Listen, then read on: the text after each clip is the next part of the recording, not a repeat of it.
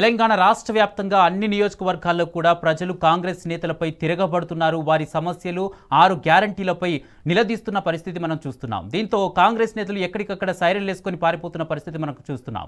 ఇక రాష్ట్రంలో అన్ని జిల్లాల్లో కూడా ఇదే తిరుగుబాటు కొనసాగుతుందా? దానికి సంబంధించిన పూర్తి అప్డేట్స్ తెలుసుకుందాం. దీనికి సంబంధించి హైదరాబాద్ నుంచి ప్రదీప్ లైవ్లో అందుబాటులో ఉన్నారు. అలాగే రవికాంత్ వరంగల్ నుంచి లైవ్లో అందుబాటులో ఉన్నారు.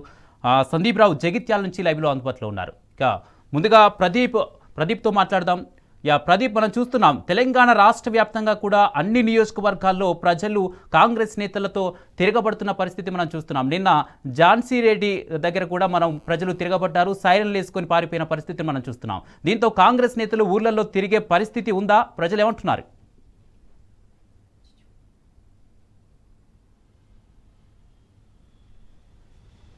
కాంగ్రెస్ అధికారంలోకి రాకముందైతే అనేక హామీలు ఇచ్చింది. 6 గ్యారంటీలు, 420 హామీలు అయితే ఇచ్చింది. గత బీఆర్ఎస్ ప్రభుత్వం ఇచ్చినటువంటి సంక్షేమ పథకాల కంటే మెరుగైన పథకాలు, ఎక్కువ లబ్ధి చేకూరే విధంగా మేము ఇస్తామని నోటికొచ్చిన హామీలు అయితే కాంగ్రెస్ నేతలు అనాడు చేశారు. అధికారంలోకి వచ్చినాక కేసీఆర్ ఇచ్చినటువంటి సంక్షేమ పథకాలను పూర్తిగా పక్కకు పెట్టారు.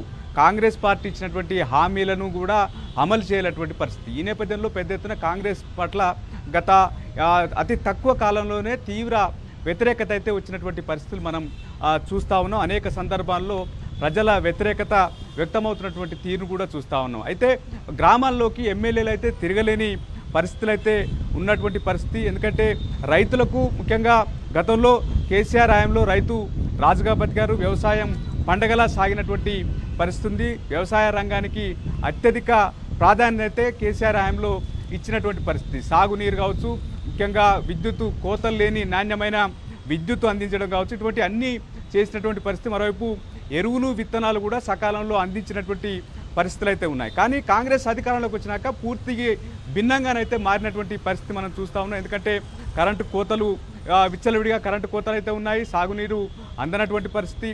ధాన్యం కొనుగోలు కళ్ళాల్లో ఉంటున్నటువంటి పరిస్థితి. రైతులు ధాన్యం అమ్ముకోవడానికి రోజుల తరబడి ఏదైతే కొనుగోలు కేంద్రాల్లో పడిగాపులు కాస్తున్నటువంటి పరిస్థితులు మనం చూస్తూ ఉన్నాం. మరోవైపు ఎరువులు, విత్తనాలు కూడా అందించలేనటువంటి దయనీయ పరిస్థితి అయితే కాంగ్రెస్ హయాంలో వచ్చింది. ఉమ్మడి రాష్ట్రంలో ఎటువంటి పరిణామాలు ఉన్నాయి, అటువంటి పరిణామాలే కాంగ్రెస్ హయాంలో అయితే రేవంత్ రెడ్డి సర్కార్ వచ్చిన తర్వాత వచ్చినటువంటి పరిస్థితులు మనం చూస్తూ ఉన్నాం. ఇందిరమ్మ రాజ్యం వస్తే ఏదైతే ప్రజాపాలన పూర్తిగా మార్పులు ఉంటాయని చెప్పినటువంటి నేపథ్యంలో పూర్తిగా ఉమ్మడి రాష్ట్రంలో కాంగ్రెస్ హయాంలో ఏ రకంగా పాలన సాగిందో ఇప్పుడు కాంగ్రెస్ హయాంలో కూడా ఇప్పుడు తెలంగాణలో అదే రకమైనటువంటి పాలన జరుగుతూ ఉంది. ఎందుకంటే రైతులు అనేక ఇబ్బందులు పడుతున్నటువంటి పరిస్థితులు మనం చూస్తూ ఉన్నాం. ప్రజలు ఏ వర్గం కూడా సంతోషంగా లేనటువంటి పరిస్థితి. ఎక్కడికక్కడ హామీల విషయంలో నిలదీస్తూ ఉన్నారు. ఎందుకంటే 17 నెలలు రేవంత్ రెడ్డి సర్కార్ అధికారంలోకి వచ్చి 17 నెలలు గడుస్తూ ఉంది. ఏదైతే వృద్ధులకు ఇవ్వాల్సినటువంటి పెన్షన్ పెంచిస్తామన్నారు, అనేక రకాల హామీలు అయితే ఇచ్చారో ఆ హామీలు ఏవి ఇప్పుడు అమలుకు నోచుకున్నటువంటి పరిస్థితులు మనం చూస్తూ ఉన్నాం. అయితే ఇందిరమ్మ ఇండ్లకు సంబంధించి కూడా ఇందిరమ్మ ఇండ్లు ఇచ్చినప్పటికీ నిజమైన లబ్ధిదారులకు ఇవ్వలేదు.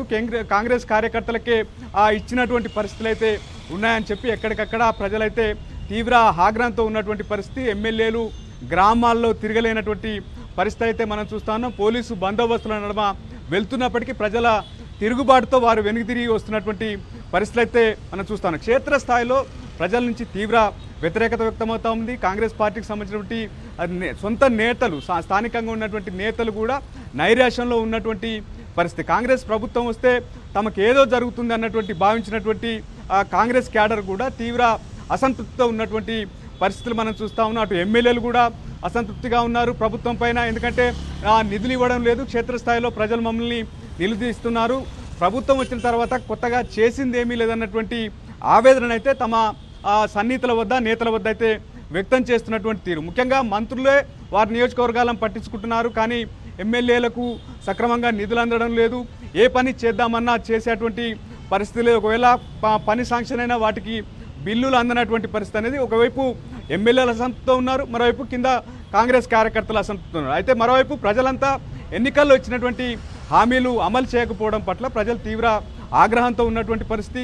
రానున్న లోకల్ బాడీ ఎన్నికలు జూలైలో జరుగుతాయన్నటువంటి చర్చ జరుగుతూ ఉంది. ఈ నేపథ్యంలో కాంగ్రెస్ తరఫున పోటీ చేస్తే గెలుస్తామా అన్నటువంటి ఆందోళన కూడా ఒకవైపు కాంగ్రెస్ క్యాడర్కి అయితే ఉంది. ఎందుకంటే ప్రజలు పెద్ద ఎత్తున అతి తక్కువ కాలంలోనే తీవ్ర వ్యతిరేకతనైతే రేవంత్ సర్కార్ మూట కట్టుకున్నటువంటి నేపథ్యంలో కాంగ్రెస్ క్యాడరు వెళ్ళి ప్రజల వద్దకు వెళ్ళి ఓటు అడిగే పరిస్థితులు అయితే లేవన్నటువంటి చర్చ ఉంది. ఆ రకంగా పోటీ చేస్తే గెలుస్తామా లేదా అన్నటువంటి ఆందోళన కూడా నేతలలో ఉంది. మరోవైపు పైనుంచి ఒత్తిడి ఉంది.